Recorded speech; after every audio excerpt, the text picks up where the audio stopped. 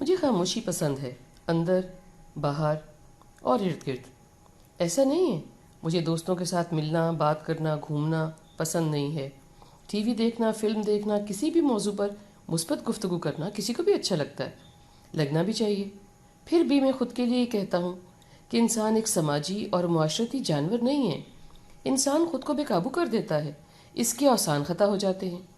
یہ اس کی طاقت کی نہیں، کمزوری کی دلیل ہے۔ مگر انسان جانور تو ہے ہی نہیں۔ خود کو اور خود مختاری کو کبھی وہ گڈمٹ کر دیتا ہے اور بس، جیسے کہ وہ بہت سی اور قدروں کو گھول گھٹول دیتا ہے۔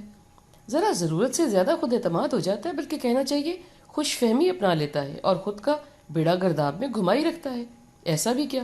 خیر، خاموشی یا سکون کا پسند ہونا یہ پیغام نہیں دیتا کہ کسی کو بات کرنا پسند نہیں ہے۔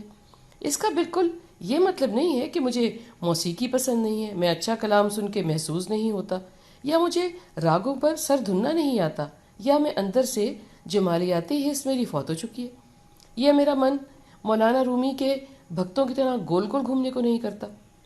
دنیا کا توازن برقرار رکھنے کے لیے اللہ سونے نے پہاڑوں کو میخوں کی طرح گاڑ دیا۔ خبر یہ نہیں ہے کہ دنیا کا توازن برقرار ہے یا نہیں اور کیسے برقرار رکھا گیا ہے۔ خبر یہ ہے کہ اللہ پاک نے ہر ذی روح میں توازن رکھا ہے، دن رات میں، صبح شام میں، زندگی اور موت میں۔ ہاں، ایسا ضرور ہے کہ ہم نہیں جان پاتے اور گڑبڑائے رہتے ہیں۔